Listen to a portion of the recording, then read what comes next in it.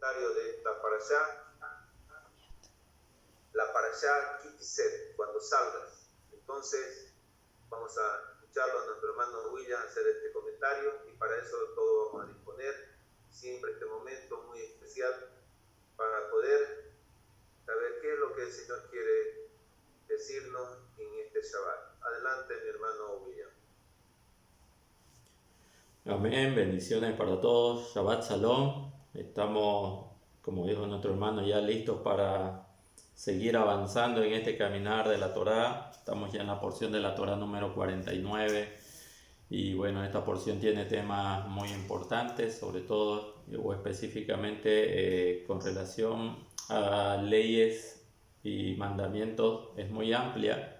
Se dice que son 73 misbah que encontramos en esta porción de la Torá. Es una de las porciones que tiene muchas misbot, y bueno, llegará el momento en que podamos dedicarnos al estudio de cada una de ellas. Hoy vamos a repasar un poco los temas. Esto lo vimos el día martes cuando nos reunimos para el estudio, y ustedes se van a dar cuenta que es muy amplia cuestión de los temas en los cuales se relaciona o en los cuales se estudia en esta porción de la Torá. Bien, empieza esta porción de la Torá en el capítulo 21, el verso 10, y el verso 10 habla sobre cuando uno saliendo a la guerra pueda tener cautivos, y entre los cautivos se encuentren precisamente alguna mujer y alguno de los soldados quisiera desposarla. Este es uno de los temas que encontramos nosotros en esta porción de la Torá.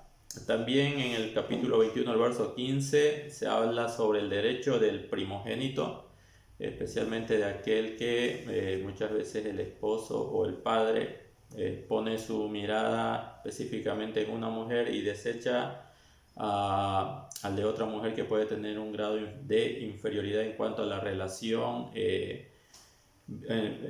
cuanto a la vinculación afectiva contra aquella segunda mujer. Pero sin embargo, sé que ella tiene un primogénito, él tiene derecho de primogenitura, ¿no? Y esto también se puede relacionar con relación a aquellos hijos que están en el exilio y que también tienen derechos delante del Eterno. Bueno, esto es un tema muy importante que no lo abarcaremos en este comentario, pero sí es algo que debemos estudiarlo más profundamente y en otro contexto. También tenemos sobre qué hacer cuando hay niños o hijos rebeldes, y es muy importante. Esto lo vamos a ver a partir del capítulo 21, el verso 18. Y bueno, a partir del capítulo 22 ya empezamos a ver leyes relativas a las relaciones sexuales que hay entre un hombre y una mujer, y lo que se estaba, por ejemplo, leyendo en esta porción de la Torá también vamos a tratar de abarcarlo más adelante. Y el capítulo 22, el capítulo 23, verso 1, habla de aquellas personas que van a estar excluidas de la comunidad. Y bueno, lo leía nuestro hermano Víctor. Todos aquellos que tienen algún desperfecto no han nacido dentro de una familia, y también Amón y Moab no son considerados para formar parte de la comunidad de Israel. Sin embargo, Egipto y Edom sí pueden en determinados momentos poder venir a formar parte de la comunidad de Israel. En el capítulo 23, el verso 9, se habla sobre preceptos que tienen que ver más que todo con comportamientos humanitarios, vamos a decir, entre Israel y sus semejantes. El capítulo 24, verso 1 en adelante, habla sobre las leyes relativas al matrimonio y también al divorcio. Ayer me preguntaba un hermano, me dice: hermano, nosotros aquí en Bolivia podemos divorciarnos y volvernos a casar. ¿Y qué dice la Torá con relación a eso? Me preguntaba, ¿no? Ya que en el cristianismo tradicional se dice que cuando se divorcia una persona, el hombre se puede volver a casar, pero cuando se divorcia, en el divorcio la mujer ya no puede volverse a casar porque hace que el que se casa con ella cometa adulterio. Y me estaba preguntando, ¿cómo es esta situación? ¿Es tanto así? ¿Qué dice la Torá? Bueno, la respuesta fue muy simple, ¿no? Los que se casan por Torá se pueden divorciar por Torá y se pueden volver a casar tanto el hombre y la mujer. Pero una persona cristiana o una persona en Bolivia en realidad no aplican estos conceptos porque para ellos, digamos, la Torá no aplica, no está vigente. Las leyes relativas al matrimonio que están en la Torá, para ellos no aplica por cuanto no viven de acuerdo a la Torá. Lo que tienen que hacer es acudir a las autoridades, a las leyes que regulan cada nación. Así de sencillo. No tienen por qué tratar de someterse a los conceptos de la Torá cuando ellos mismos dicen que no están vigentes, y además que ellos tienen otros conceptos con relación al matrimonio. Pero sí, la Torá establece condiciones para el divorcio y también establece condiciones para las segundas nupcias, o sea, en qué condiciones lo deben hacer. Pero eso es para los que se casan de acuerdo, viviendo ya en un contexto de la Torá. Entonces, en el contexto de las naciones, ¿qué pueden hacer las personas? Lo que dicen las legislaciones de las naciones. Ahora, si una persona creyente evangélica tiene sus formas de pensar, entonces, bueno, supongo que van a aplicar esas formas de pensar. Pero los que vivimos de acuerdo a la Torá, podemos establecer el matrimonio de acuerdo a la Torá, y en casos extremos, en casos muy extremos, que a veces hay que hacer todo lo posible para no llegar a esos extremos, entonces la Torá inclusive nos prescribe cómo proceder en el momento del divorcio, ¿no? Entonces, los que viven de acuerdo a la Torá deben regirse de acuerdo a la Torá, porque por la Torá van a ser juzgados. Y para los que no les aplica la Torá, no tienen por qué regirse de acuerdo a la Torá, porque ellos no van a ser juzgados por la Torá. Así de sencillo. Entonces, una persona en Bolivia se puede divorciar y volverse a casar de acuerdo a la ley boliviana. Por supuesto, puede divorciarse y volverse a casar. Y no peca. Bien, veamos otro aspecto. Dice el capítulo 24, el verso 5, hay una serie de leyes, unas regulaciones varias. El capítulo 25, el verso 5, habla del matrimonio del levirato. Cómo es que se puede redimir a una mujer que, estando casada, murió el esposo y no pudo conceder descendencia para ese esposo. Y ustedes saben que la tierra de Israel es repartida de acuerdo a los varones que corresponden a las familias. Si una persona muere y no tiene hijos, no pudo concebir hijos dentro de la cultura de Israel, entonces su nombre también no se va a perpetuar, y por consiguiente puede perder inclusive aquello que le correspondería en el mundo por venir, en lo que va a representar los espacios de territorio dentro de Israel. Para eso prescribe la Torá y cómo es que se puede proceder al levirato, es decir, el hermano del difunto puede puede unirse a la mujer del difunto, obviamente, y poder procrear, pero el hijo llevará precisamente el nombre del difunto. De esa manera su nombre no quedará en el olvido y se podrá mantener la herencia que estaba destinada para esa persona y para sus descendientes. Y por último, en el capítulo 25, el verso 11, bueno, hay muchos comentarios, es muy amplio, es una porción de la Torá, como les decía, muy rica en cuanto a preceptos, 73 preceptos, de los 613 es casi el 10%. Entonces son muchos preceptos que hay en esta porción de la Torá. Que lo vaya a estudiar, que lo vaya a explicar, tiene que indagar mucho en lo que se habla en esta porción de la Torá Kititze cuando sale. Bien, dicho esto, vamos a comenzar entonces a realizar nuestros comentarios de este Shabbat. Y bueno, nuevamente recordarles que no hay pecado que la Teshuvá no lo pueda rectificar. Si es que usted ha tenido una semana muy cargada, una semana con mucha oposición, aún en este tiempo de Teshuvá, es porque la mala inclinación no quiere que usted pueda tener una conexión adecuada con el Creador. Pero ya los sabios del pueblo de Israel han dicho que no hay pecado que la Teshuvá no pueda reparar. El poder estar en este tiempo en comunión, el poder estar en este tiempo en plegaria, si usted no estaba haciendo plegaria, si usted no estaba estudiando Torah, si usted le estaba dando su esfuerzo solamente a lo material, usted tiene que saber que ha estado desprotegido. Ha estado desprotegido y la mala inclinación ha encontrado aberturas en nuestra alma para potenciarse, para poderse fortalecer.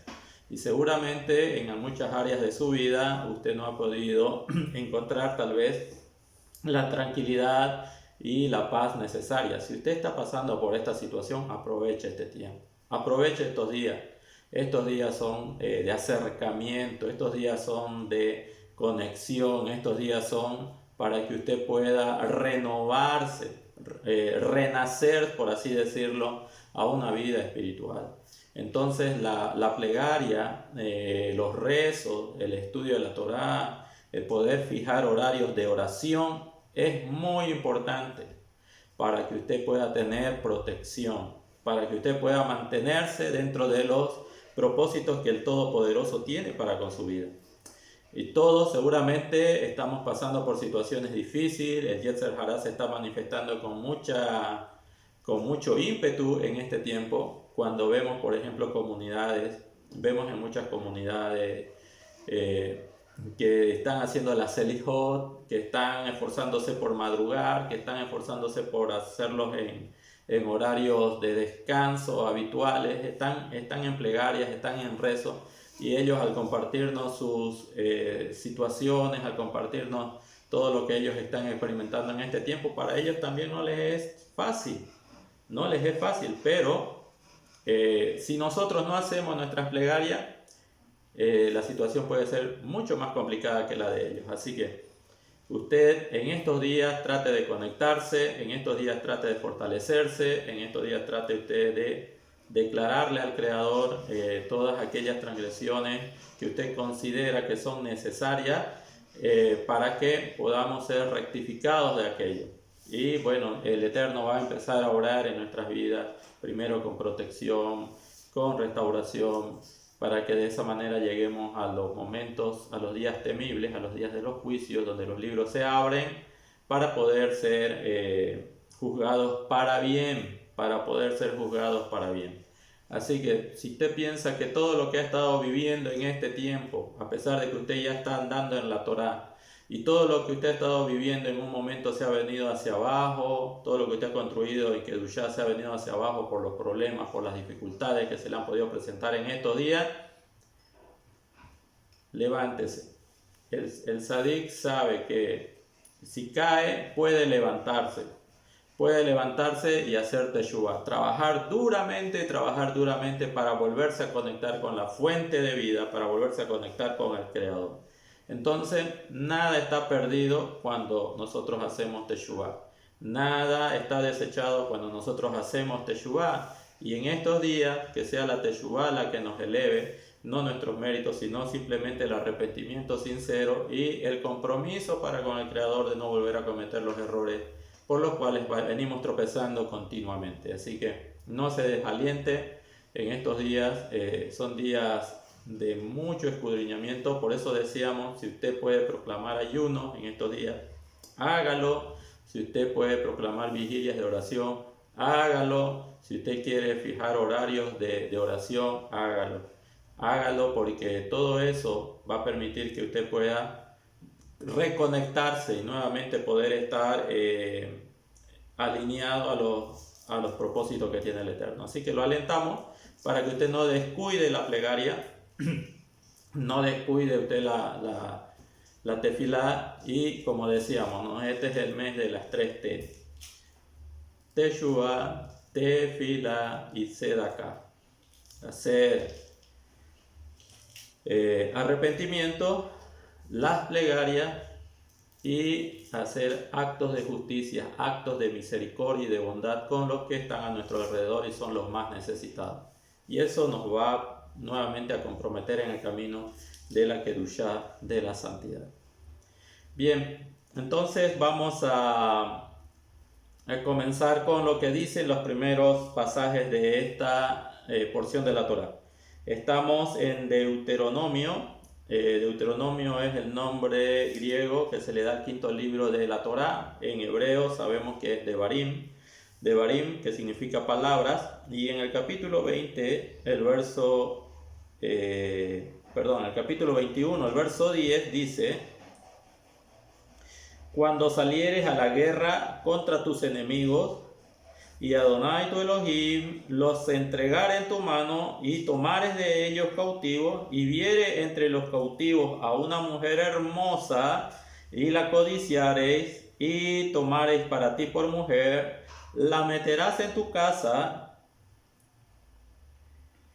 y ella rapará su cabeza y cortará sus uñas y se quitará el vestido y su cautiverio y se quedará en tu casa y llorará a su padre y a su madre un mes entero, y después podrás llegarte a ella y tú serás su marido y ella será tu mujer. Bueno, interesante todo lo que nos prescribe aquí la Torá. Este es un precepto. Cuando el ejército de Israel sale a la guerra, salen las personas a la guerra, ellos en determinados momentos, como están expuestos a una serie de circunstancias extremas, tienen que estar con los niveles de atención muy elevados, no se pueden permitir ninguna distracción, y en ese sentido también al interior del ser humano todo esto representa que su aspecto hormonal o psicológico también cambia, ¿ya? Entonces, cuando una persona, sobre todo del ejército del pueblo de Israel, sale a la guerra, ustedes saben que, bueno, esto se lo puede estudiar en la porción anterior, Shoftim, en el capítulo 20, leyes contra la guerra. Cuando sale el ejército a hacer guerra contra los enemigos, es decir, si en el campamento de Israel hay 80.000 soldados, 40.000 salen a la guerra y 40.000 se quedan en el campamento haciendo plegarias y rezos por los 40.000 que salieron. Es decir, que el que sale a la guerra no sale solamente confiando en sus propias fuerzas, sino que la responsabilidad para que vuelva ese soldado es su compañero que se quedó en la plegaria y se quedó rezando. ¿Por qué se hace eso? Porque cuando van a estar expuestos a situaciones en las cuales son muy violentas o muy extremas, ellos no tienen la capacidad de razonar o no tienen la capacidad en un momento de tomar decisiones con el pensamiento frío. Tienen que actuar, porque un pequeño error puede poner en riesgo a todo el grupo que está con ellos, a toda la tropa, como dicen algunos. Entonces no se pueden permitir ningún error. Alguien que no esté concentrado, alguien que no esté con la determinación adecuada para realizar su trabajo en el campo de batalla, puede traer consecuencias para todo lo que representa el campamento de Israel. En ese sentido, entonces, cuando se sale a la guerra, sale un grupo a la guerra y el otro grupo se queda. Y es más responsable el que se queda, porque ese tiene que hacer las plegarias y las rogativas a fin de que sea preservada la vida de su compañero. Bueno, si eso es así en cuestión de las leyes de la guerra, ya estando en el campo de batalla, obviamente que los impulsos, la mala inclinación inclusive, puede llegar a potenciarse si es que una persona no va protegido con el estudio de la Torá o con la plegaria. En ese sentido, vamos a contextualizar. Es normal para cualquier ejército del conjunto de las naciones que no sea Israel, es en estados de guerra, en momentos en que están en conflictos bélicos, ellos entran, conquistan ciudades, y si encuentran mujeres por ahí, estamos hablando en el contexto de las naciones, ellos libremente pueden abusar de las mujeres, violarlas, golpearlas, matarlas inclusive. y no les importa, no tienen reparo en ese sentido. Pero de acuerdo a la Torá no es así. De acuerdo a la Torá, si se conquista una ciudad, obviamente, si se conquistan algunas extensiones territoriales, y bueno, y esto es siempre importante que lo recalquemos, Israel no está interesado en conquistar territorio fuera de los límites que el Eterno le ha definido para ellos en la tierra de Israel. ¿Ya? Israel no está interesado en conquistar espacios territoriales en cualquier parte del mundo. Solamente los espacios que el Eterno le ha entregado en esta circunstancia son las que ellos quieren obtener. Y en el proceso, obviamente, va a haber enfrentamiento, y en el enfrentamiento pueden haber muertos de los contrarios, a fin de que quedando cautivos, generalmente cautivos representan mujeres, porque recordemos que hay órdenes específicas en algunas circunstancias donde el Eterno no permite que nadie sobreviva, desde niños y hasta mayores y hasta ancianos. Pero si quedan mujeres, mujeres sí se pueden tomar cautivas. Bueno, este es el caso. Cuando el ejército de Israel va y conquista un espacio de territorio, y entre los cautivos se encuentran mujeres, ellos no pueden abusar, no pueden usar como un objeto a la mujer, inclusive siendo de los frentes enemigos. La Torá le establece y le prescribe a un soldado que está sometido a un asedio psicológico, está sometido a una manifestación inclusive de atención permanente en su sentido, que tenga dominio de su Yetzer Hara.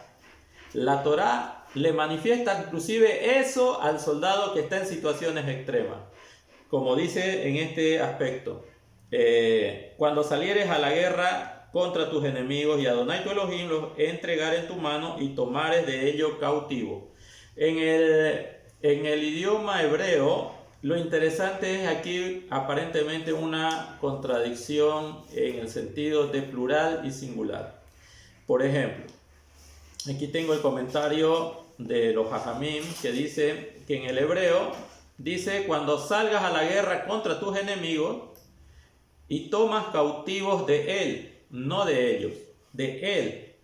Primero dice salir a la guerra contra los enemigos y luego tomar cautivos en forma singular. Bueno, de esto se establece que aún el soldado que va a la guerra, su principal lucha cuando sale a la guerra contra ellos, su principal lucha es contra él, contra el Yetzer Hara, la mala inclinación.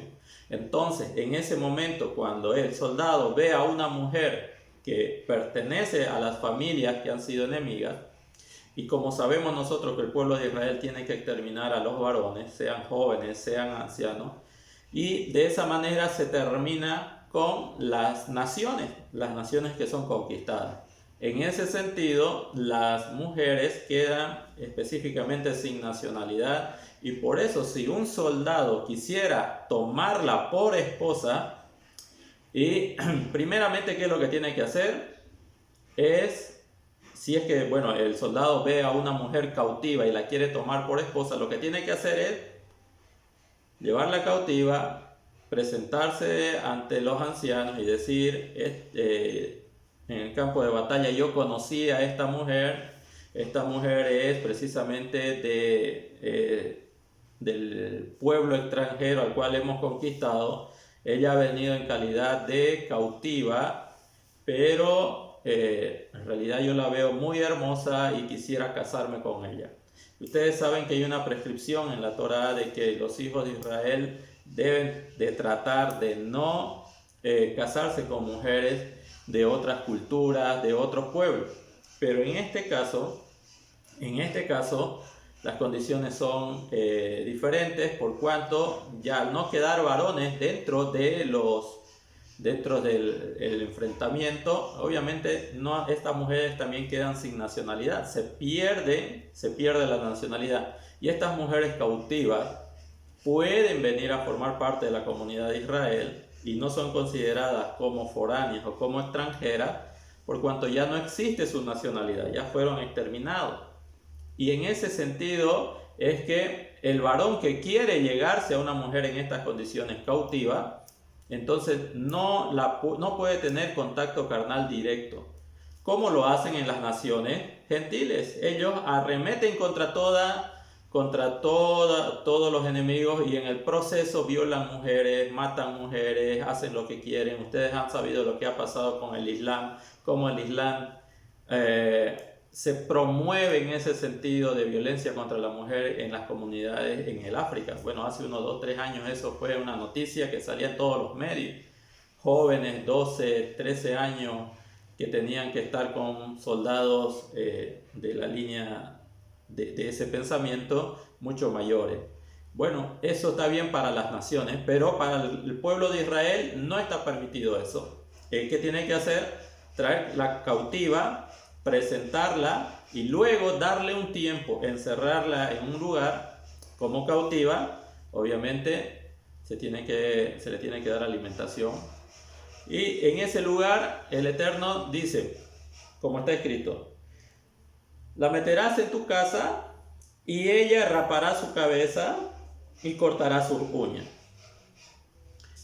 La meterás en tu casa. Recordemos que el soldado está impresionado por su belleza, quiere casarse con ella, no quiere tener un romance, no quiere tener una aventura, no quiere tener un contacto carnal solamente. No sé si se entiende el nivel de Kedushá que demanda el pueblo de Israel inclusive para sus soldados. No tiene que hacer eso, no tiene que dejarse motivar por la primera impresión, no tiene que dejarse llevar por la primera impresión, sino tiene que aprender a dominar sus instintos, tiene que aprender a dominar inclusive su mala inclinación. Entonces, el soldado que está en estas circunstancias, al querer llegarse, recordemos que está en guerra y los impulsos están muy acelerados, pero aún así la Torah le dice, no, todo tiene que hacerse por la vía regular que determina la Torah. Controla tu impulso, controla el animal que llevas adentro, permite que se haga todo de acuerdo al espíritu de la Torah. Y eso es lo que nos diferencia a los seres humanos. Los seres humanos podemos tener niveles elevados de espiritualidad cuando no dejamos que el instinto sea el que nos gobierne, cuando no dejamos que sea el instinto el que nos impulse a realizar las acciones. Nosotros vivimos en una sociedad, estamos hablando de Latinoamérica. En Latinoamérica no hemos visto que entre estados haya guerra, no hemos visto que entre estados quiera haber expansión de territorio. Y en nuestra región ninguno se prepara para la guerra. Pero aún así vemos nosotros que el ser humano, especialmente en esta región, en la parte de Sudamérica, el ser humano está perdiendo otro tipo de batallas, está perdiendo otro tipo de guerras. Y eso es en el sentido de no poder gobernar su mala inclinación. En países como los nuestros, donde no hay guerras, donde no hay conflictos, donde no hay situaciones extremas de armamento, es cuando más vemos nosotros el libertinaje, es cuando más vemos nosotros las situaciones para poder dar lugar a los instintos animales que se pueden llegar a manifestar a través del deseo. ¿Y cuántas personas, cuántos jóvenes que están continuamente sometidos a este tipo de batallas en su mente y en su corazón no pueden tener el control necesario de acuerdo a la espiritualidad que demanda la Kedushá? Nos enteramos que personas que no han llegado al matrimonio están manteniendo, por así decirlo, situaciones que a la larga eso se puede constituir en un problema muy, muy fuerte para poder acercarse plenamente al Creador. Sin embargo, aún en situaciones extremas de guerra, el Eterno le exige a su pueblo que sepa gobernar sus malos instintos, que sepa gobernar el Yetzer Hara.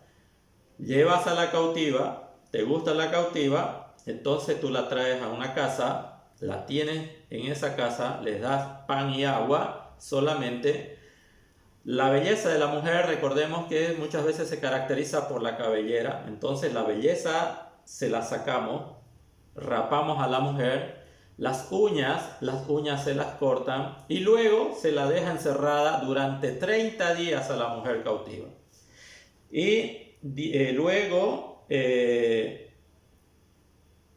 Dice, y se quitará el vestido de su cautiverio y se quedará en tu casa y llorará a su padre y a su madre un mes entero y después podrás llegarte a ella y tú serás su marido y ella no será tu pasatiempo.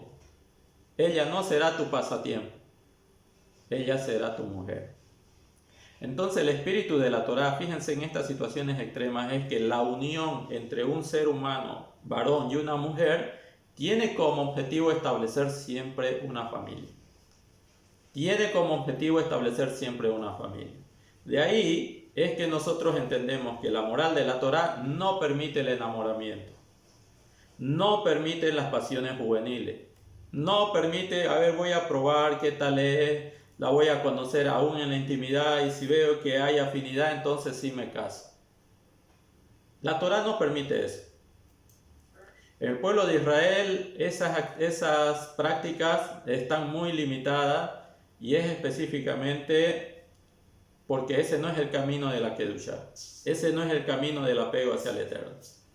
En ese sentido, toda manifestación fuera del matrimonio es estar en la cornisa para no poder agradar al Eterno. Entonces, ¿qué es lo que podemos nosotros ver aquí? Que la Torá lo que enfatiza es que uno no tome decisiones apresuradas.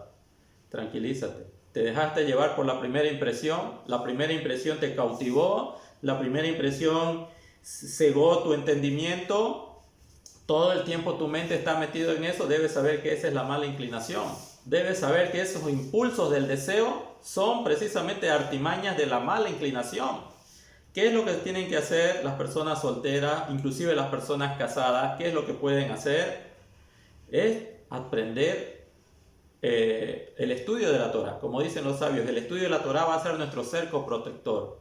Como ya lo han dicho también los sabios cuando dicen, el Eterno creó el bien y el mal. De ahí que para la transgresión el antídoto solamente es la Torá. Estudio de la Torá, reforzar el estudio de la Torá en nuestras vidas es lo que nos va a proteger de dar lugar a la mala inclinación. Entonces, aquí el varón no tiene que dejarse llevar por la primera impresión.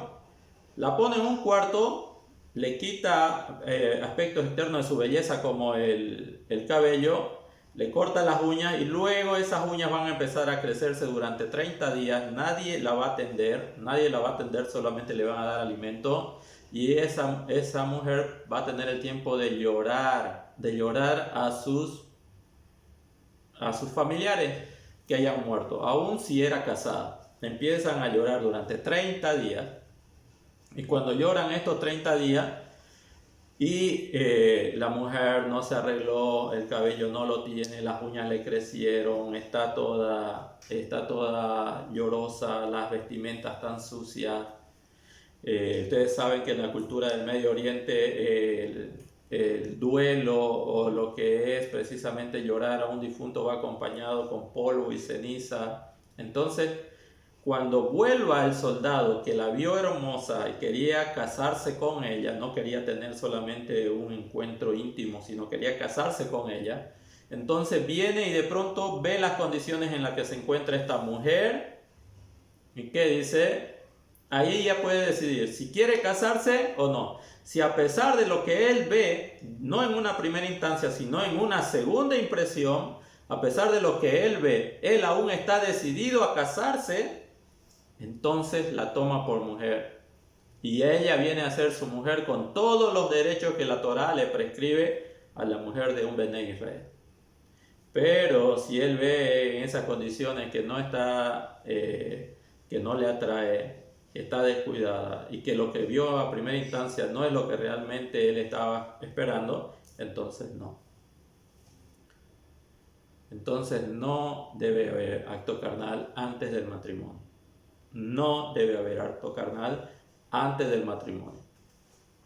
Bueno, pero los sabios van más allá. Decíamos que esto significa que el hombre, en realidad la batalla que va a tener, y esto aplica a todos nosotros, es la mala inclinación. La mala inclinación, someternos o dejarnos llevar por el deseo, cuando no estamos adiestrados en el camino de la Kedushá. Y en un nivel espiritual, también dicen los sabios que más bien esto representa que la mujer cautiva es la mala inclinación, hablando de un sistema espiritual. ¿Por qué? Porque a primera vista la mala inclinación se nos mostró como algo muy bueno, algo muy hermoso, pero cuando uno empieza a meditar en las acciones, cuando uno empieza a decir, bueno, no voy a tomar una decisión apresurada, voy a reflexionar sobre este caso, pasa el tiempo y cuando uno ve la situación puede ser que no sea como la vimos en primera instancia. Vamos a poner el ejemplo del enamoramiento. El enamoramiento entre jóvenes, las pasiones juveniles.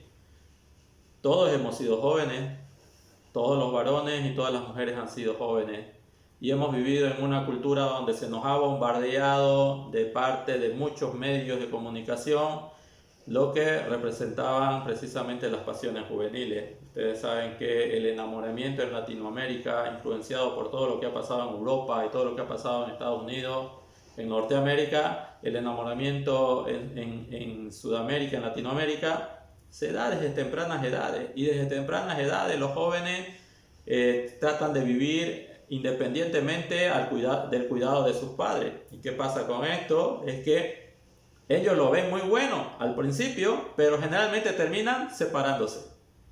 La mala inclinación que hizo les dio una opción o les muestra una situación espectacular: tener novias, tener acceso a los deseos solamente permitidos dentro del matrimonio, todo aquello.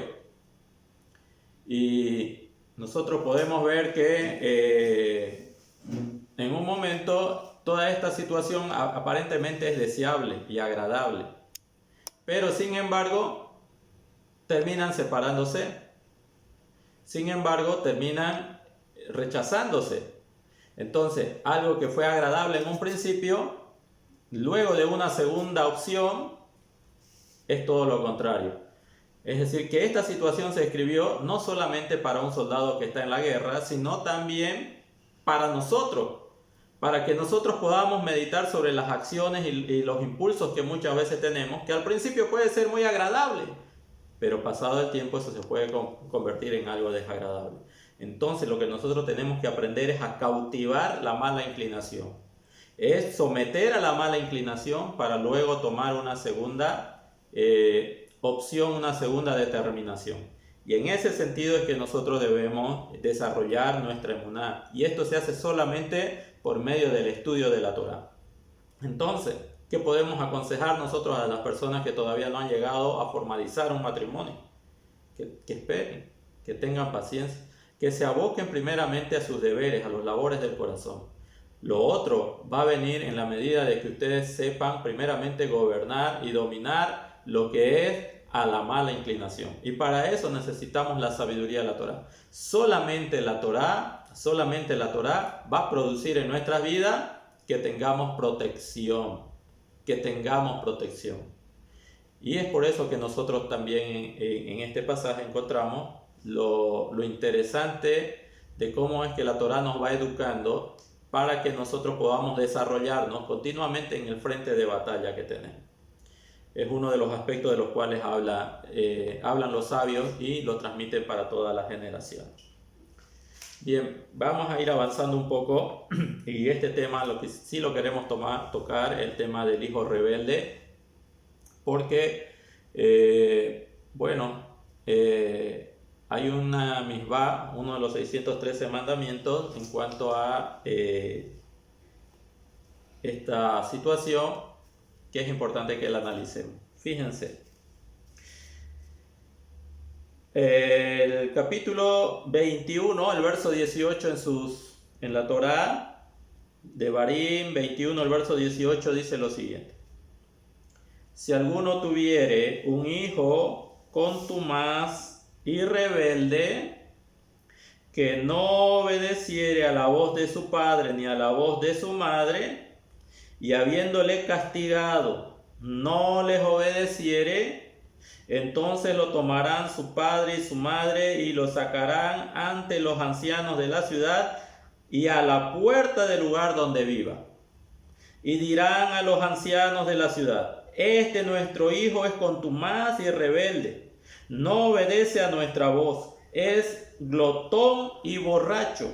Entonces todos los hombres de su ciudad lo apedrearán y morirá, y así quitarás el mal de en medio de ti, y todo Israel oirá y temerá. Bueno, este es uno de los 613 mandamientos que encontramos en la Torá y que tiene el objetivo de santificarnos, elevarnos espiritualmente, de elevarnos y conectarnos con el Creador.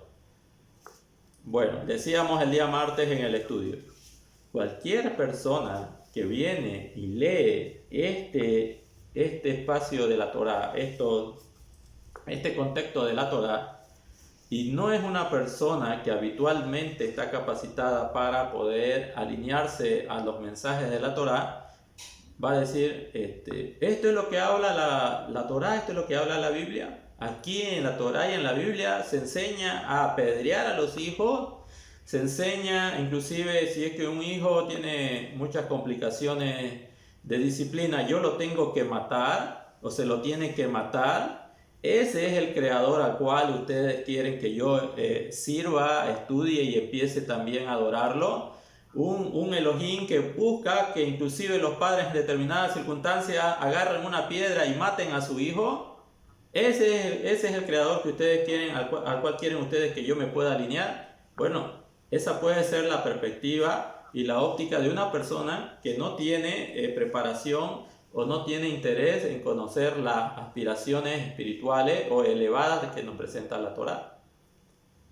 Aquí, cuando dice que si alguno tuviere un hijo contumaz y rebelde, es decir, un hijo que a pesar de que se lo disciplina, él decide aún mantenerse en ese camino, a pesar de que uno trata de enrectarlo y aún así él se empecina por sobre la autoridad de sus padres, entonces ¿qué tiene que hacer la familia? Tiene que ir al Beit Din de su comunidad y decir, bueno, tenemos este caso.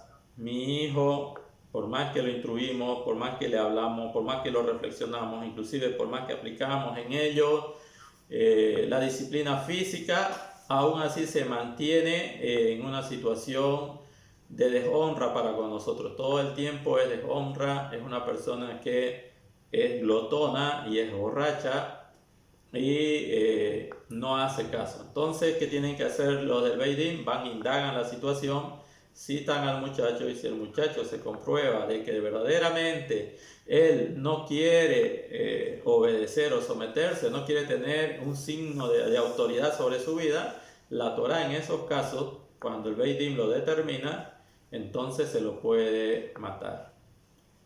Ese sería el proceso. Bueno, Jajamín, los sabios, todos los sabios del pueblo de Israel concuerdan de que este caso nunca se dio en Israel.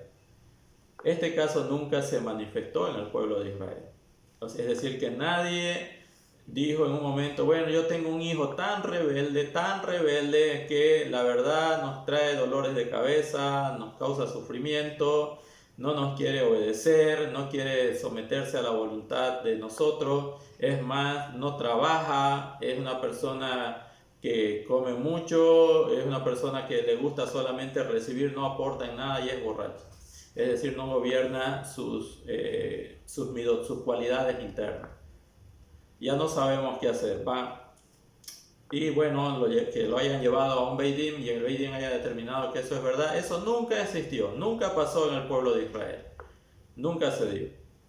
Es decir, que no hubo tan maldad de los hijos para llegar a ese extremo. Bueno, ¿cuál es el secreto? ¿Bajo qué circunstancias?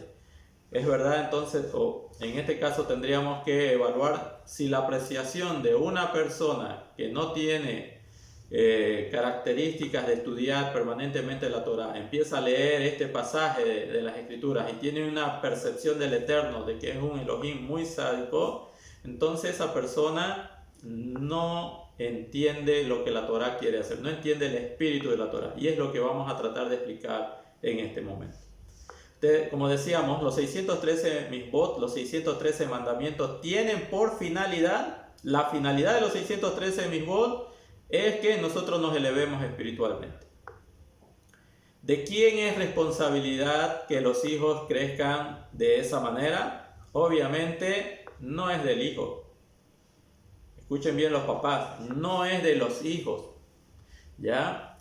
¿Por qué esto no se dio en el pueblo de Israel? ¿Por qué no hubo ni un caso, por lo menos no está registrado ningún caso de este tipo en el pueblo de Israel? Porque el pueblo de Israel es un pueblo que trata de vivir de acuerdo a la Torá. Y de acuerdo a la Torá nosotros podemos llegar a determinar muchos aspectos.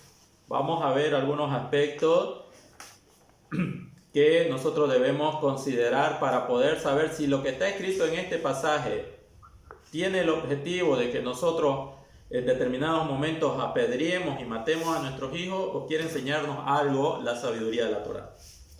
Bien, decíamos que un hijo no es responsable el 100% de la rebeldía. No es responsable. En realidad esto se escribe para llamar la atención a los padres que permitieron que su hijo llegase a esos niveles de desobediencia, por cuanto en el proceso de la educación, en el proceso del desarrollo de este niño, nunca pudieron establecer disciplina. Nunca pudieron establecer disciplina para con su hijo. En otras palabras, no es el espíritu de la Torá que nosotros lleguemos a apedrear a nuestros hijos. Pero si eso se llegase a dar,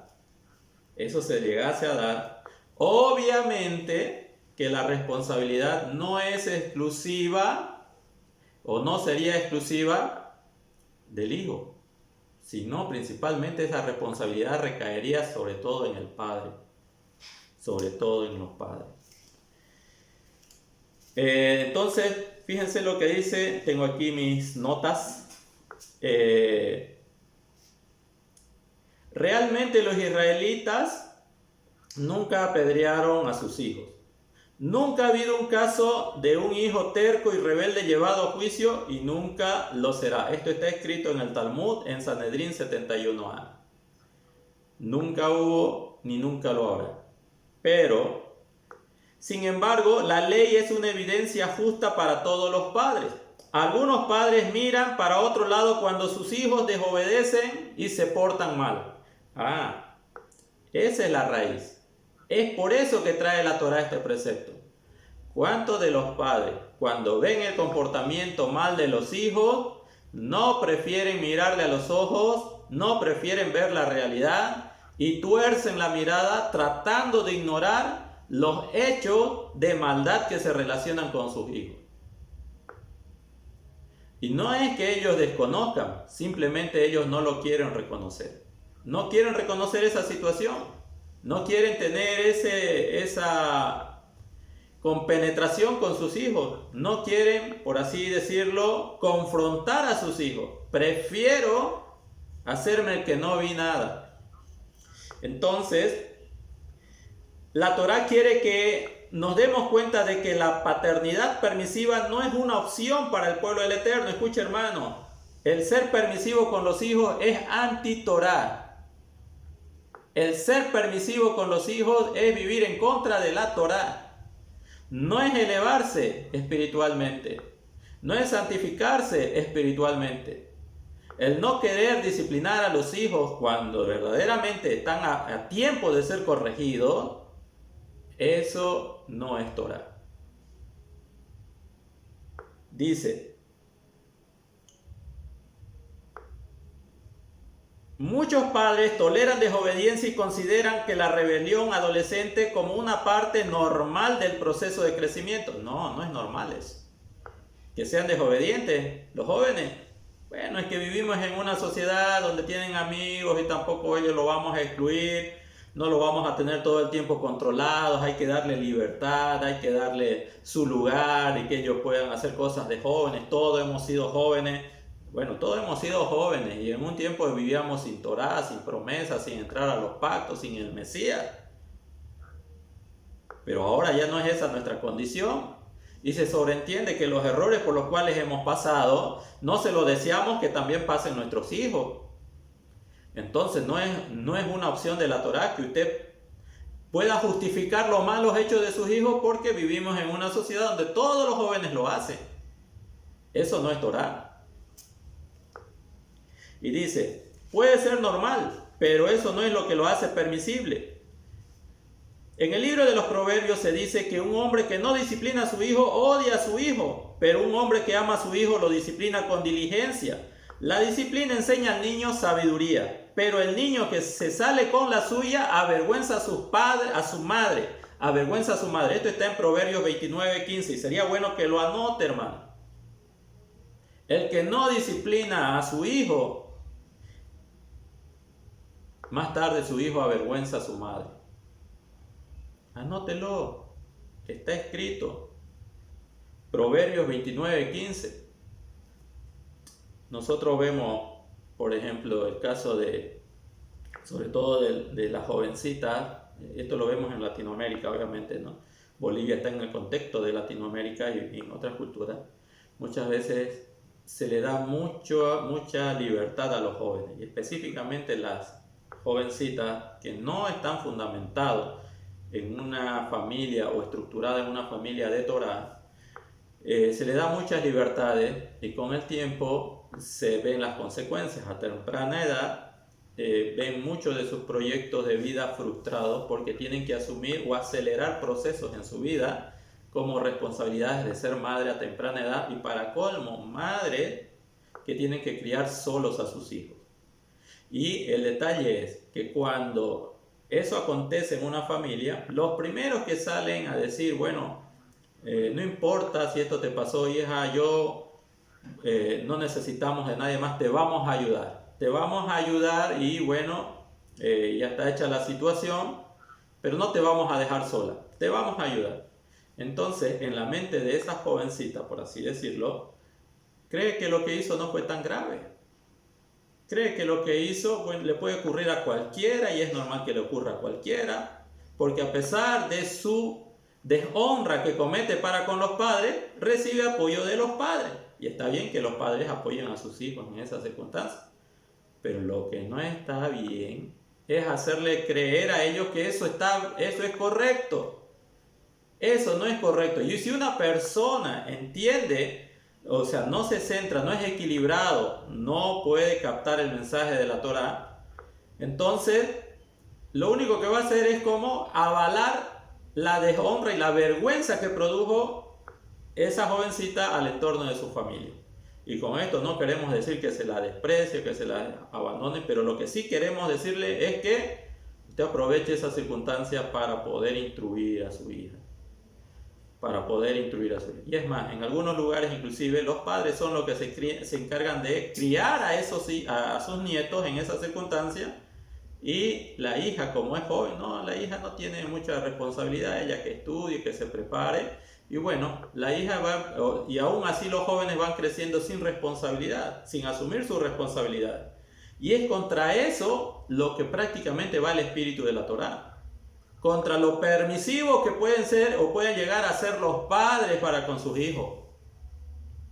Y no saben que en vez de traerle algún beneficio esto a sus hijos, en realidad lo que traen es muerte. Y esto lo vamos a ver con las escrituras. Fíjense lo que dice en Proverbios 23 del 13 al 14. No reprimas la disciplina del niño, aunque lo golpees con la vara, no morirá. Lo herirás con vara y rescatarás su alma del Seol, de la muerte. Vuelvo a reiterar. Proverbios 23 del 13 al 14. No reprimas la disciplina del niño, aunque lo golpees con la vara, no morirá. Lo herirás con vara y rescatarás su alma del Seol. Proverbios 23 del 13 al 14. Entonces, No disciplinar al niño es precisamente mandarlo a una situación de sufrimiento. Los padres son responsables de criar a sus hijos de una manera piadosa, es decir, con valores de la Torá. Si no lo hacemos, nuestros hijos pagarán inevitablemente las consecuencias, ya sean en este mundo o en el mundo por venir. Hermano, el papá o los que van a empezar a formar familia, los que quieren tener una familia, nosotros debemos tratar de ser responsables en la educación, en criar y en disciplinar a nuestros hijos, porque si no lo hacemos, más adelante vamos a ver las consecuencias.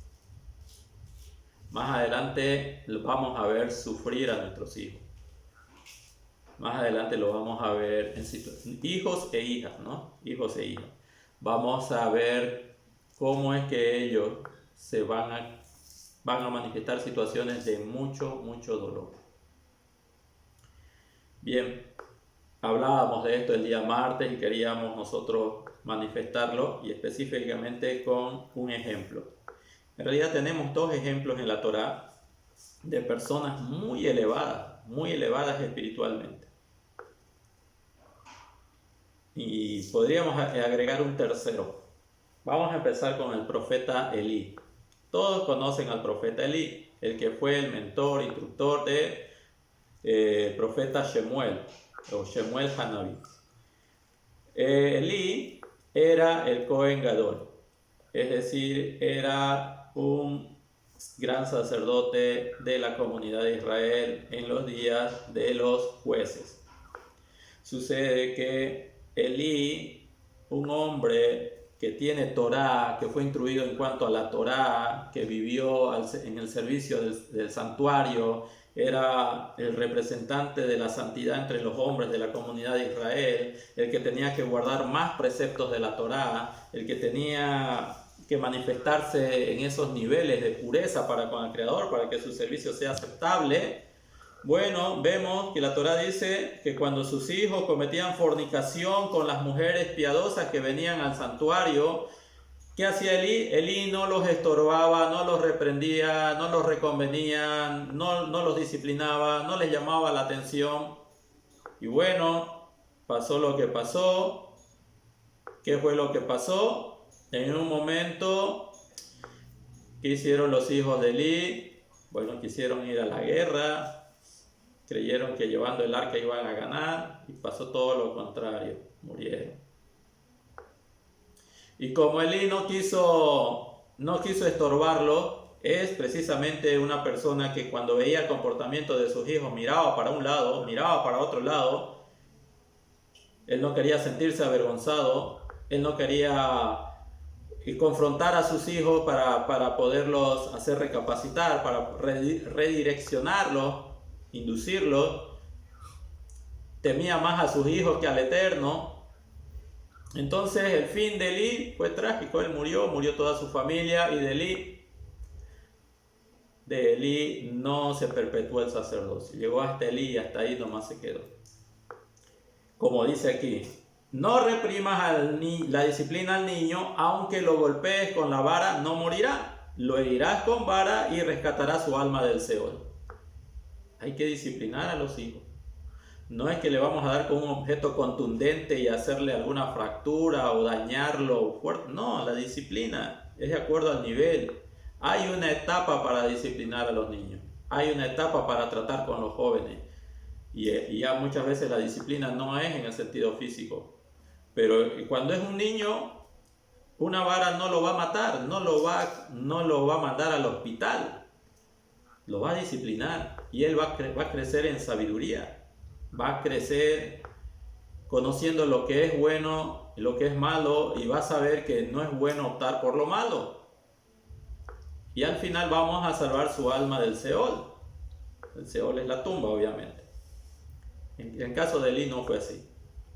Pero hay otro caso de un hombre muy elevado, que era conforme al corazón de Elohim, conforme al corazón del Eterno. Recordemos en los días de los reyes, Samuel es el que unge al rey Shaul.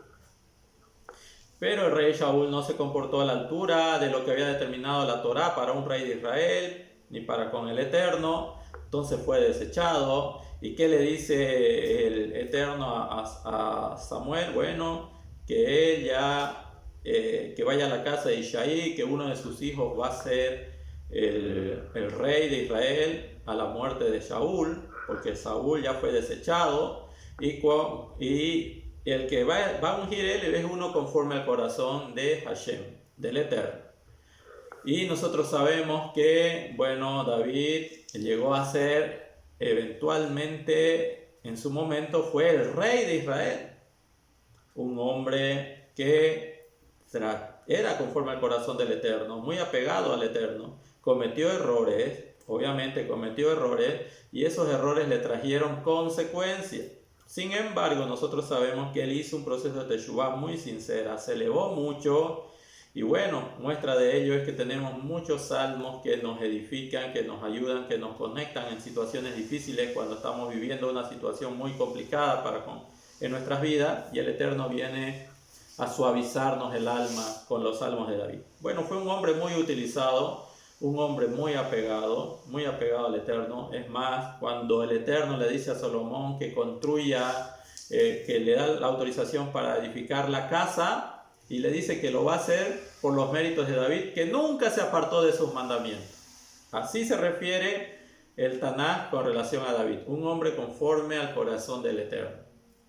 Bien, pero ¿qué fue lo que pasó con sus hijos? ¿Qué fue lo que hizo David con sus hijos? Vemos nosotros lo triste que fue la vida de David y la vida de sus hijos. Uno de sus hijos se llamaba Amnón,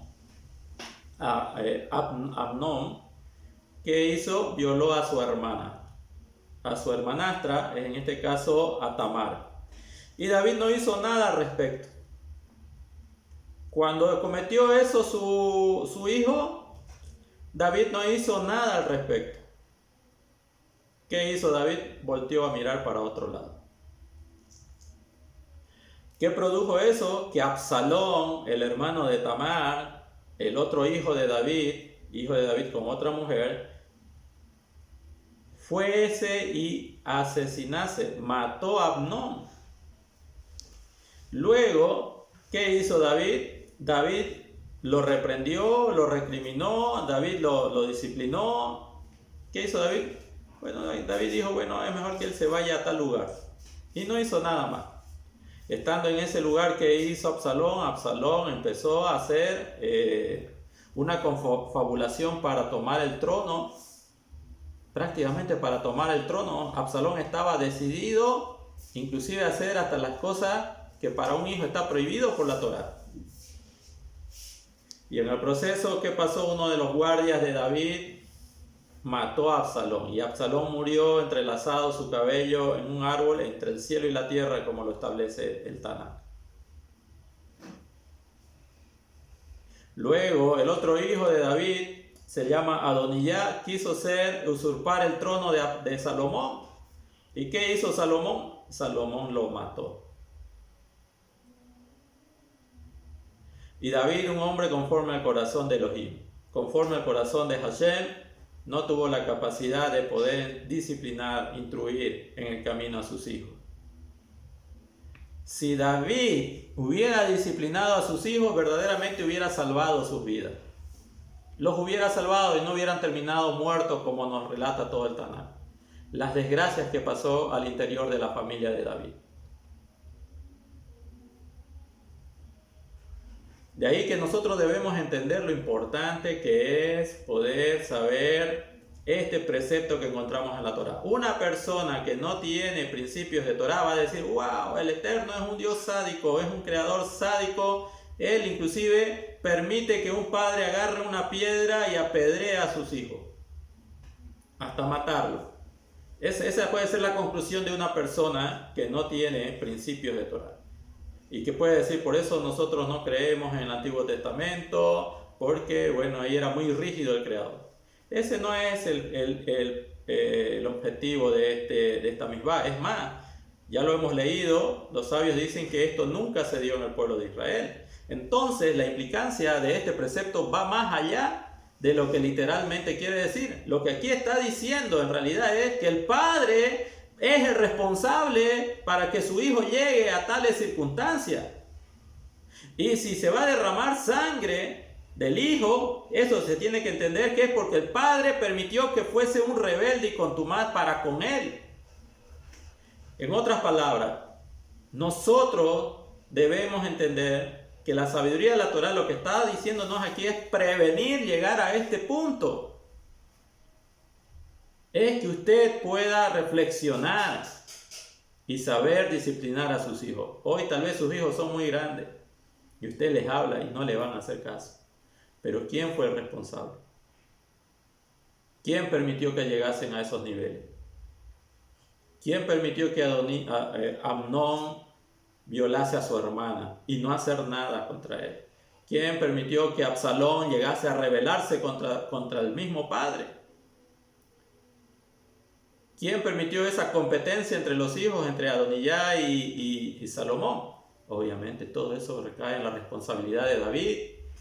Y si David, con la estatura espiritual que él lleva, no pudo educar correctamente a sus hijos, hermano, usted también debe preocuparse entonces. Debe preocuparse de no llegar a estos niveles. De no tener un hijo rebelde y contumaz, borracho y glotón en su casa. Si usted ahora empieza a rasgarse las vestiduras porque su hijo no trabaja, porque su hijo es un borracho, porque su hijo golpea a su mujer o no es responsable para con sus nietos de usted, bueno, la responsabilidad total no es de él. Obviamente la mayor parte es de él, pero ¿qué valores usted le inculcó cuando era niño? ¿Qué sabiduría usted le dio a él cuando era niño? Y a veces ya es muy tarde, a veces es muy difícil, pero solamente la compasión del Eterno puede hacer cambiar a las personas. Pero nosotros no lleguemos a esos niveles. Si aquí nos habla de este aspecto, es para que los padres tomen conciencia. No podemos andar volteando la mirada todo el tiempo, o hacernos lo que no vimos nada. O peor, justificar aún el mal procedimiento que tienen algunos jóvenes para con sus padres. Y los jóvenes también tienen que saber que la Torá condena cualquier acto de deshonra para con los padres. Lo condena. No se puede hacer eso. Entonces, ahora ya podemos entender cuál es el espíritu de la Torá. Que no descuidemos la educación de nuestros hijos. Que sepamos aplicar la vida de la Torá en la disciplina de nuestros hijos, en la educación de nuestros hijos. Y de esa manera vamos a poder decir lo mismo que dice Sanedrín 71a. Nunca ha habido un caso de hijo terco y rebelde y llevado a juicio, y nunca lo será. Pero eso depende de quién. Eso depende de los padres.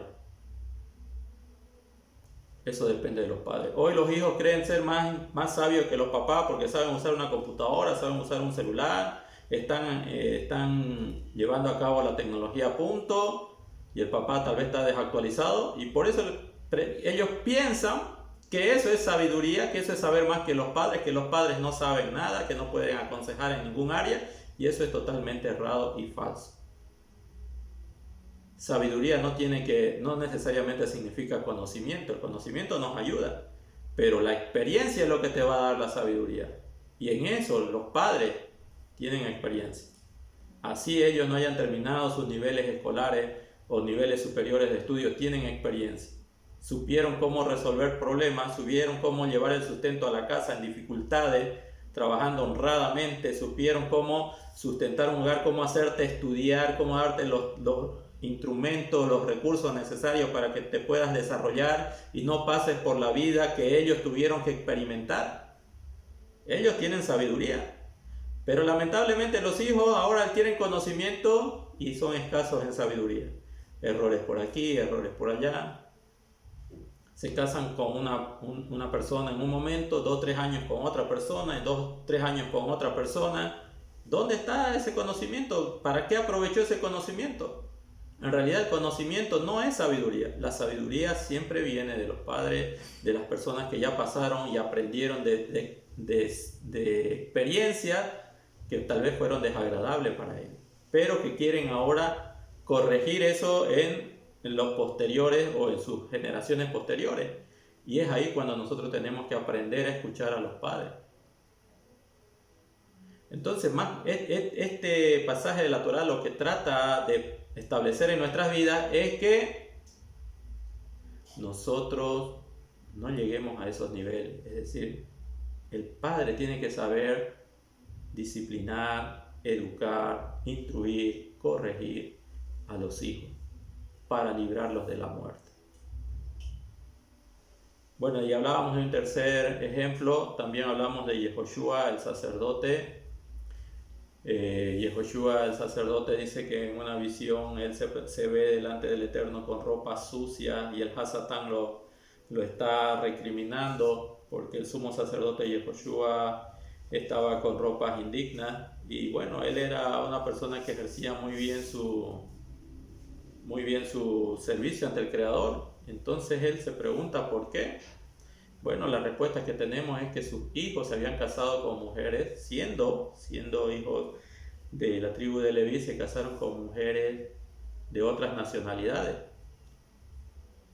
Y esas eran las ropas sucias o las ropas que no estaban arregladas del sacerdote Yehoshua. ¿Por qué? Porque también no supo educar correctamente en el camino a sus hijos. Y a veces nuestro servicio delante del Creador puede ser de esa manera. A veces nosotros podemos esforzarnos mucho en el servicio del Creador, pero nuestras vestimentas tal vez puedan estar manchadas. ¿Por qué? Porque hay cosas que en nuestro hogar no podemos nosotros vivir de acuerdo con la Torá. Y en eso es lo que tenemos que meditar, y por lo menos ese es el espíritu de esta misma. Que el Padre de verdad pueda transmitir esos principios de Torá a sus hijos para que éste no llegue a estos niveles de rebeldía extrema. Otro de los temas que también vimos es cuando se refiere a glotón y borracho. Y este fue un argumento que también se utilizó en contra del Mashiach. Nosotros sabemos que cuando Juan el Bautista o Yohanan HaMatbil, Juan el Inmersor, es capturado y ya no hay quien esté hablando sobre la Teshuvá en Israel. Y bueno, empieza el Mashiach a ejercer y a él lo acusan de glotón y borracho. Por lo menos él lo manifiesta así. Vamos a leer Lucas capítulo 7. Un ratito vámonos a Lucas capítulo 7, el verso 33 y el verso 34. Aquí está. Lucas 7, el verso 33 dice, está hablando el Mashiach. Bueno, podemos leer desde el verso 31 al verso 35. Lucas 7, verso 31 al 35 dice, y dijo el Señor, ¿a qué pues compararé los hombres de esta generación y a qué son semejantes? Semejantes son a los muchachos sentados en la plaza que dan voces uno al otro y dicen, os tocamos flauta y no bailasteis. Os endechamos y no llorasteis, porque vino Yohanan HaMatbil, Juan el Bautista, que ni comía pan ni bebía vino y decían, demonio tiene. Vino el Hijo del Hombre y que come y bebe y decís, este es un hombre comelón y bebedor de vino, amigo de publicanos y pecadores, mas la sabiduría es justificada por todos sus hijos. Entonces, el término que aquí se aplica aparentemente está relacionado con lo que acabamos de leer nosotros aquí en Devarim, capítulo 21-20, un glotón y borracho. Nosotros sabemos que la borrachera, que dar a los excesos no nos permite, el no poder gobernar nuestros impulsos, la Torah no nos los permite. Entonces, la glotonería, la gula, la borrachera, de acuerdo a los criterios de la Torah, esto se requiere para dar muerte a un hijo rebelde. Eso lo hemos visto en Devarim capítulo 21, el verso 20. Es decir, que si aparte de ser rebelde es borracho y dado a la gula o a la glotonería, eso es requisito para ser apedreado. Pero en realidad aquí el Mesías no era ni un borracho, ni siquiera tampoco era un glotón. Este pasaje de Joshua está contrastando el enfoque de falsa piedad que tienen estos líderes. Primero, al prejuzgar a Yohanan HaMakbil, a Juan el Bautista, diciendo de que él solamente comía langostas y miel. ¿Ya? Ustedes saben que Juan solamente comía langostas y miel y otras cosas que él encontraba a su paso, obviamente dentro de lo establecido por la Torá. Sin embargo, Juan el Bautista aparentemente no comió ni pan ni vino, y por no comer ni pan ni vino, que es lo normal, a él le dijeron que demonio tenía. Es decir, hablaron de esa manera de Yohanan HaMakbil, él tenía demonio. Y ahora que el Mashiach participa del pan y del vino, lo llaman un comedor y un glotón. Entonces lo que aquí el Mashiach está manifestando en este aspecto es que si no aceptaron el mensaje de Juan el Bautista o Yohanan HaMakbil, el mensaje de arrepentimiento, tampoco iban a aceptar de otro que no se comportase como él. En otras palabras, el Mesías está contrariando a los líderes de esa generación, que en realidad son duros para oír. No quieren, primero, que no escucharon el mensaje de Yohanan HaMakbil, y porque aparentemente él no come pan, no toma vino, y por eso debe ser que tiene un demonio, como lo dice textualmente el texto.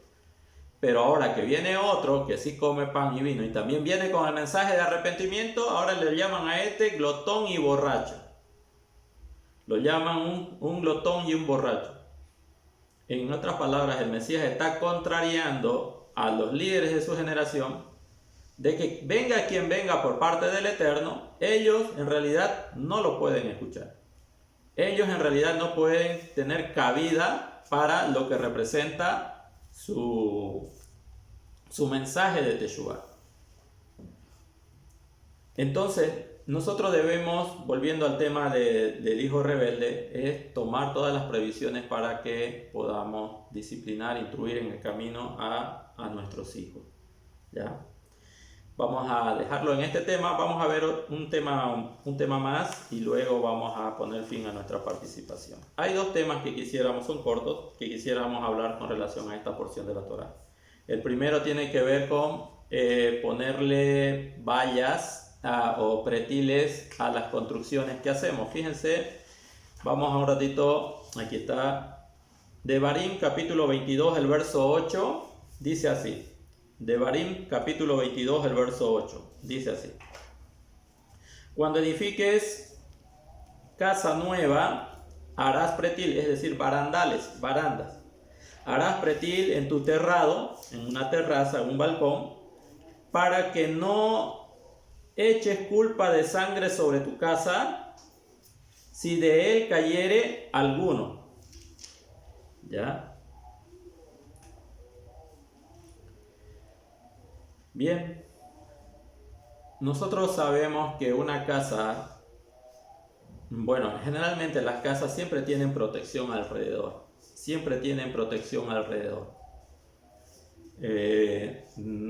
No sabemos de una casa que se haya hecho con un balcón o que se haya hecho con una terraza y que no se le haya puesto por lo menos unos muros o medios muros que sirvan como pretil o protección.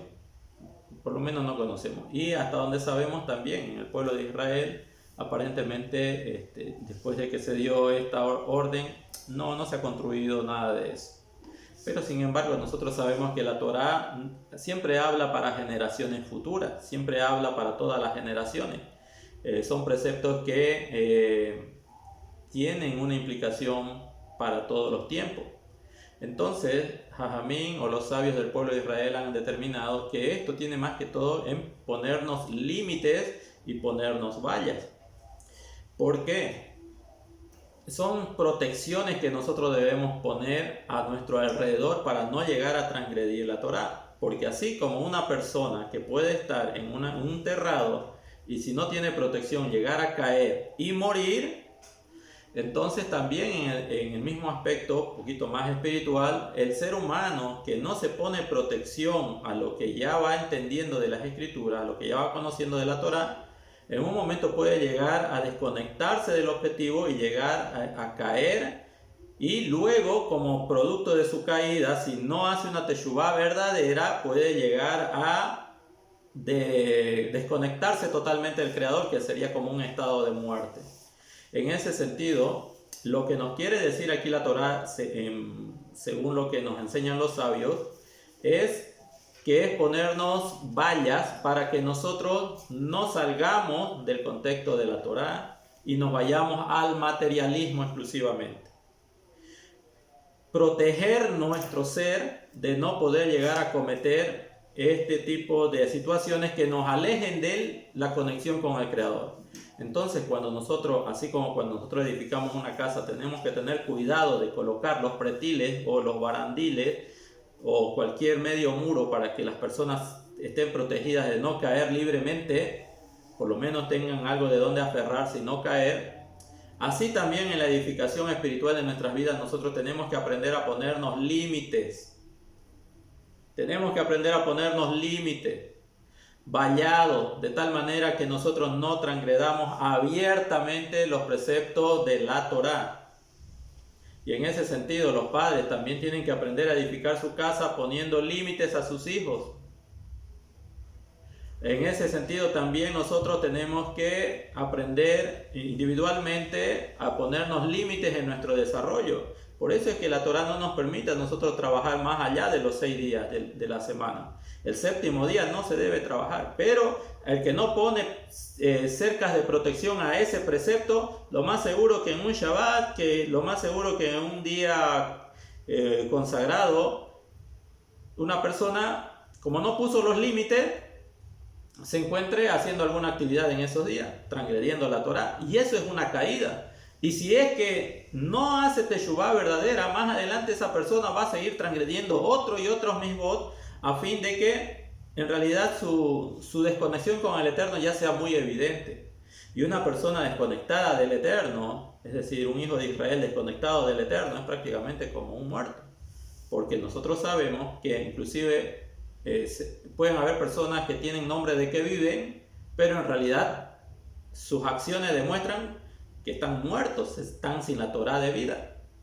Entonces nosotros tenemos que aprender a poner cercos protectores alrededor de nuestros hogares, de nuestras casas, leyes, establecer algunos preceptos, decirle a los hijos: si vas a salir, te quiero ver a las 9 de la noche aquí en la casa. No que te estés viniendo a las 9, a las 9 de la noche aquí en la casa. ¿A dónde vas a ir? Oh, papá, pero yo estoy yendo con... ¿A dónde vas a ir? A tal lugar. Dame su teléfono. Le voy a llamar para ver si es que vos llegás allá o no llegás allá. Pero papá, eso ya no se hace. Dame su teléfono. Y hay que poner cercos protectores. Muchas personas dejan salir a sus hijos libremente, salen sus hijos libremente y lastimosamente nunca más los vuelven volver a llegar. O vivos ya no vuelven. ¿Por qué? Porque los dejan sin protección, los dejan sin cercos protectores. Lo mismo sucede en nuestra vida espiritual. Si nosotros no podemos cercos protectores a nuestra vida, si no vemos recurrentemente haciendo actividades en Shabbat o recurrentemente transgrediendo alguna misbot, entonces lo más seguro es que nos vamos a habituar a esa vida, una vida desconectado de la espiritualidad, de la kedushá que busca el Eterno en nuestras vidas. Y eso va a traer como consecuencia que nosotros mismos no nos sintamos dignos de estar en su presencia, muertos en vida, muertos espiritualmente, creyendo que todo lo que nosotros hacemos no sirve para nada. ¿Por qué? Porque la mala inclinación nos hizo pensar que no era necesario colocar cercos protectores. Y bueno, la asimilación del pueblo de Israel, exclusivamente, esto también habla con relación a la asimilación del pueblo de Israel. Para evitar la asimilación del pueblo de Israel, es que los sabios del pueblo de Israel han colocado vallas alrededor de la Torá para que las personas no transgredan sus límites. y al transgredir los límites de esas vallas, por lo menos no estén transgrediendo la Torá, y ponen vallas y cercos protectores para mantener al pueblo dentro del corazón de la Torá. Y a veces nosotros decimos, no, dentro de la cultura de Israel y especialmente en la casa de Judá hay muchos preceptos, se crean muchos preceptos, muchas situaciones y lo hace muy difícil el vivir de forma natural. La Torá se vuelve muy complicada. Bueno, es que en algunos aspectos, en algunos momentos de la historia del pueblo de Israel requería de esas takanot, de esas regulaciones, por la situación de asimilación en la cual estaba entrando y cayendo el pueblo de Israel. Que estemos de acuerdo, que no estemos de acuerdo en este tiempo es otra cosa, pero en su momento fueron muy necesarias. ¿Por qué? Porque los sabios saben que no se puede edificar una comunidad, un pueblo, si no se le ponen cercas de protección alrededor de la Torá. Entonces nosotros también debemos en algunos determinados momentos ser muy rigurosos con nuestros hijos, pero eso va a permitir que ellos no se extralimiten hasta transgredir una misbah. Ponemos el ejemplo, a veces se los deja salir a los muchachos a las fiestas, hoy salen los jóvenes a las fiestas, porque bueno, son jóvenes y sus actividades y ellos también tienen que interactuar en este mundo. Y no se les pone límite, el hijo viene cuando quiere, llega cuando quiere, a veces ese día, a veces al otro día o a veces 2 días después, pero el padre está muy confiado de que va a volver. No, y a veces no es así. ¿A qué hora salís? A esta hora te quiero en la casa. Voy a llamar al lugar donde tú estás para verificar si es correcto lo que me estás diciendo. ¿Hiciste tus tareas? ¿No hiciste tus tareas? Bueno, tu tarea es para el lunes, me la vas a presentar a mí el domingo. No, pero me la vas a presentar a mí el domingo. Entonces usted se asegura de que todo va yendo bien. A veces hay que ser riguroso, a veces hay que establecer reglas, pretiles, barandillas, a fin de que la caída no produzca la muerte. Y es preferible ser rigurosos en algo pequeño y no estar lamentando algo muy grande después. Entonces, por eso que la sabiduría de la Torá a veces se lo aplica en el sentido de que nosotros podamos proteger con la Torá cada uno de nuestros hijos y cada uno de nuestros familiares. Por último, quisiera que hablemos de lo que representa la misbah, una de las misbah que se considera la misbah más pequeña, una de las misbah que tiene características de ser llamada entre las importantes y las grandes misbot, una de las más pequeñas.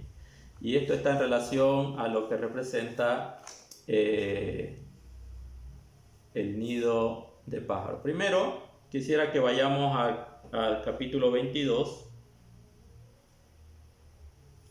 El verso 6 y el verso 7 está antes de lo que hablamos. Dice: cuando encuentres por el camino algún nido de ave en cualquier árbol o sobre la tierra, con pollos o huevos, y la madre echada sobre los pollos o sobre los huevos, no tomarás la madre con los hijos. El verso 7 del capítulo 22 dice: dejarás ir a la madre y tomarás los pollos para ti, para que te vaya bien y prolongues tus días. Ahí termina esta misbah. Entonces, ¿qué es lo que nos dice esta misbah? Que cuando nosotros tengamos hambre, por así decirlo, estemos necesitados de comer algo y encontramos un nido donde una ave está empollando sus huevos y yo quiero tomar quiero alimentarme con esos huevos, entonces yo lo que tengo que hacer es tratar de ahuyentar a la madre, que la madre se vaya, y ya cuando el nido esté desprotegido de la madre, porque la madre se fue, ahí recién yo pueda tomar uno de los huevos y satisfacer solamente lo que necesito. Entonces, ¿qué promueve este mandamiento en nuestras vidas? Un acto de misericordia. ¿Un acto de misericordia hacia quién? Hacia la madre. Porque el Eterno no quiere que nosotros, estando en presencia de la madre, le arrebatemos uno de los huevos por la necesidad que tengamos. Y bueno, eso le produciría a la madre un sentimiento de mucha tristeza y mucha frustración, mucha impotencia y mucho sufrimiento. Por cuanto ella está empollando a esos hijos, porque su naturaleza de ella es brindarle ese calor, brindarle ese amor, ese cuidado a los que ella considera que pronto van a ser sus avecitas, sus hijos. Entonces, si una persona delante de una madre ave obtiene o saca estos huevos para alimentarse, sería un acto de crueldad. Bueno, la Torá aparentemente no quiere promover ningún acto de crueldad para con nosotros y que sepamos actuar adecuadamente. Sin embargo, fíjense ustedes la recompensa que da el Eterno. Dice el verso 7, dejarás ir a la madre y tomarás los pollos para ti para que te vaya bien y prolongues tus días. ¡Wow! Prolongues tus días, obviamente en esta vida, o que formen parte del mundo por venir, donde tus días serán prolongados. La recompensa de esta misma, imagínense. Y los jajamín, los sabios, los que han estudiado todo el contexto de la Torá por siglos y han llegado a determinar los pesos de las misbot, dicen y coinciden mucho que esta es una de las misbot que se considera pequeña, pero es parte de las misbot. Es decir, que en la Torá nosotros podemos considerar misbot muy grandes, o sea, de mucho peso, como por ejemplo, no comer hametz en los días de los panes sin levadura. Porque el que come hametz en los días de los panes sin levadura, él es cortado, su alma es cortada de la casa de Israel. Entonces algunos consideran esa una misbat muy elevada. El prepararnos para Pesach, el prepararnos para Yom Kippur, el prepararnos para Shavuot. Todas esas misbot las consideran grandes, son misbat grandes, demandan mucho esfuerzo, no solamente espiritual, sino también físico. Pero también en la Torá encontramos un grupo de misbot que son muy pequeñas, como esta. Hay otras como no ponerle bozal al buey que trilla.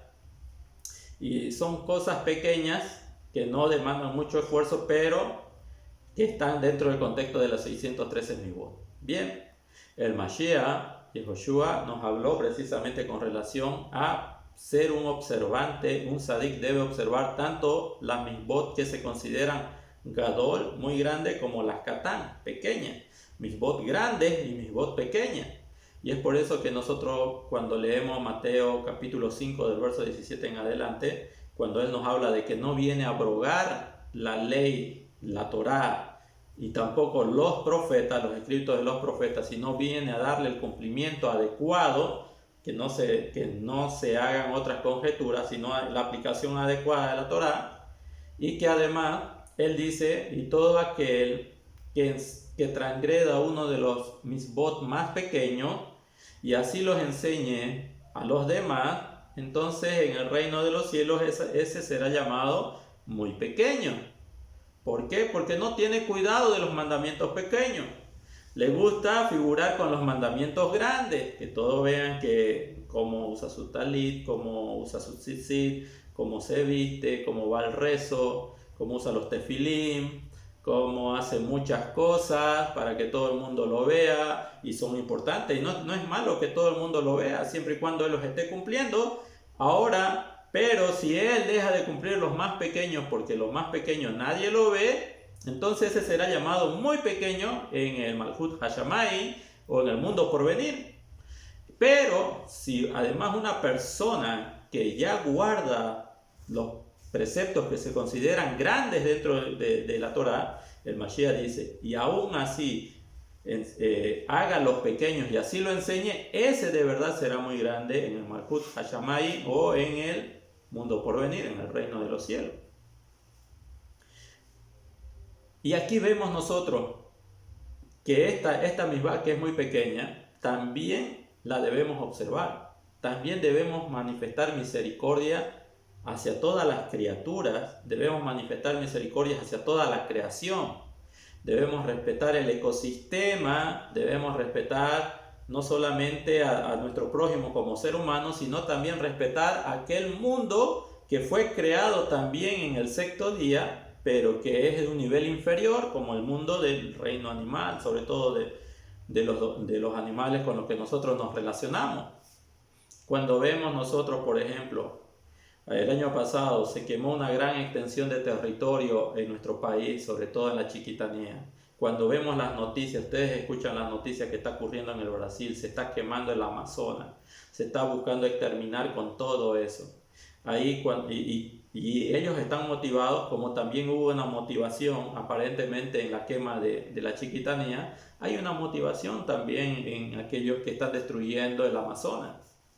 Todo el mundo se está enfocando en buscar oro, todo el mundo se está enfocando en buscar materiales inertes. Pero ¿a qué precio? Se está terminando con el alma de los árboles, alma de animales, se está destruyendo al mundo vegetal que tiene vida, que produce vida, que da alimento, que mantiene el ecosistema en el planeta, porque el Amazonas, si el Amazonas se afecta, todo lo que venga después a través del cambio climático en el mundo entero se verá afectado por esa zona, esa región que encontramos en el Brasil. Se matan plantas, se deforestan muchas extensiones grandes de terrenos. ¿Para qué? Para poder buscar un material inerte que no produce vida, que produce todo lo contrario, que produce competencia, que produce envidia en busca de ese mineral, el oro. Se matan animales, se destruyen animales. Nosotros aquí en Bolivia vimos el año pasado cómo murieron esos animales, sin poderse proteger, sin poder subsistir, sin alimento. Lo vimos y lo estamos viendo. Y el hombre se está motivando solamente por adquirir riquezas y riquezas y riquezas. Bueno, la Torá nos prohíbe hacer eso. Tenemos que mantener nosotros, ser compasivos con toda la creación. Tenemos que ser compasivos con toda la creación, mantener el equilibrio. Esa es nuestra responsabilidad como seres humanos, buscar opciones para que nosotros nos desarrollemos sin afectar a los otros seres vivos. Y en este caso puntual, es hacer un acto de misericordia con una madre, con una avecita, que no vea cómo se arrebatan a uno de sus hijos para no volverlo a ver más. Entonces, y fíjense la recompensa que da el Eterno con relación a esta misbah, que es considerada de las más pequeñas, de las más fáciles de hacer en cuanto a la Torá. Usted avienta un ave, espera que se aleje, ya cuando el ave no pueda ver lo que está en el nido, usted recién toma el huevito, se lo lleva y bueno, se alimenta. Dice que si usted hace, su vida se va a prolongar. Y hay un gran mandamiento, un mandamiento muy importante que está también entre los 10 mandamientos, que es el de honrar a padre y madre. Se tiene que honrar a padre y madre para que te vaya bien y tus días se prolonguen aquí en la tierra. Es decir, para que se aumenten los días de tu vida sobre la tierra. Y esto de honrar a los padres y la madre está en el grupo de 5 mandamientos, de los primeros 5 mandamientos que tienen vinculación directa con el Creador. Es decir, que es una gran misbah. Pero la recompensa que nos da realizar este pequeño mandamiento es la misma recompensa que nos da el de realizar un gran mandamiento. De ahí que nosotros entendemos que no podemos cuantificar cuánto será la recompensa por una misbah que realicemos. En otras palabras, hermano, tenemos que estudiar toda la Torá y ser meticulosos, no solamente con los mandamientos de las festividades, de honrar al padre y a la madre, sino también con este tipo de mandamientos pequeños, para que nosotros seamos llamados grandes en el reino de los cielos. Esa es la enseñanza de Mashiach y es a eso donde nosotros debemos apuntar. Para terminar, también esto representa en el aspecto espiritual de los sabios, específicamente de aquellos que estudian las profundidades de las escrituras hebreas. Esto representa a la Shekinah, a la redención y al exilio. La Shekinah es el ave, es la madre de las avecitas. El nido es el exilio. y los huevitos o los polluelos son los hijos de Israel, que están en el exilio protegidos por la Shekinah. Pero cuando venga el Mashiach, el Mashiach sabrá cómo actuar. Bueno, hay muchas referencias con relación al Mashiach en este pasaje.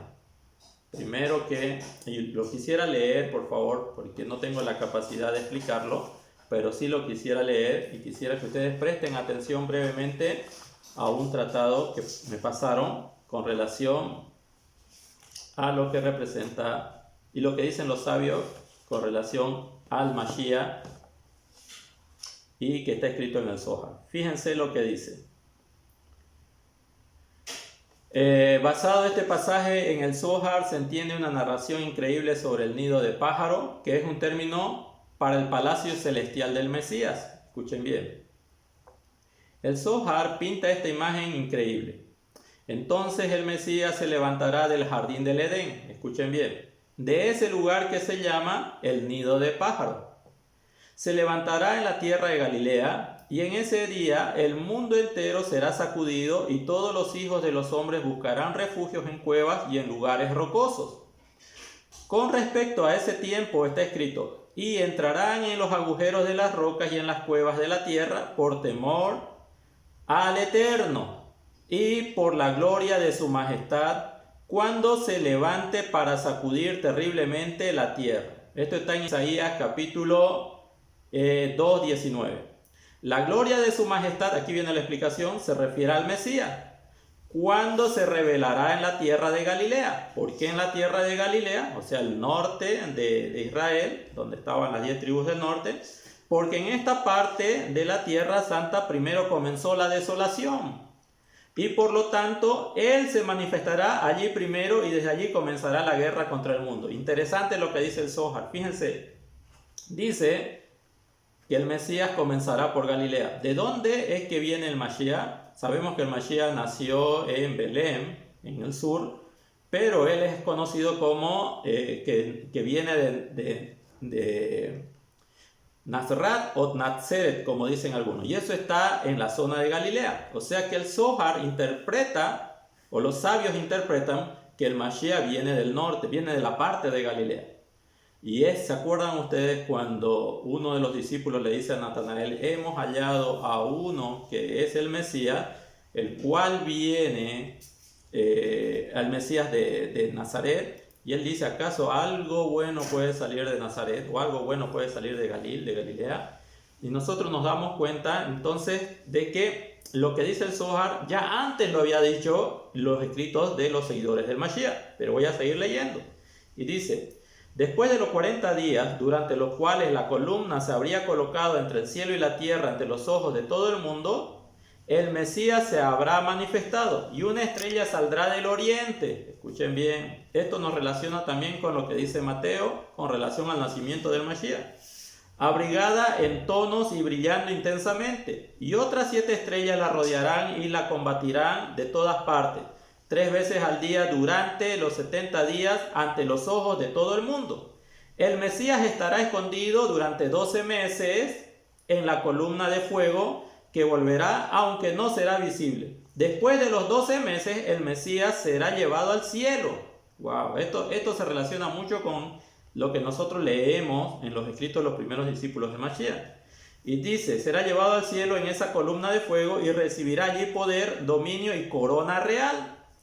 Cuando descienda, la columna de fuego volverá a ser visible a los ojos del mundo y el Mesías se revelará a sí mismo y naciones poderosas se reunirán a su alrededor y declararán la guerra a todo el mundo. En ese momento el santo se manifestará su poder ante todas las naciones de la tierra y el Mesías se manifestará en todo el universo y todos los reyes se reunirán para luchar contra él e incluso en la tierra de Israel.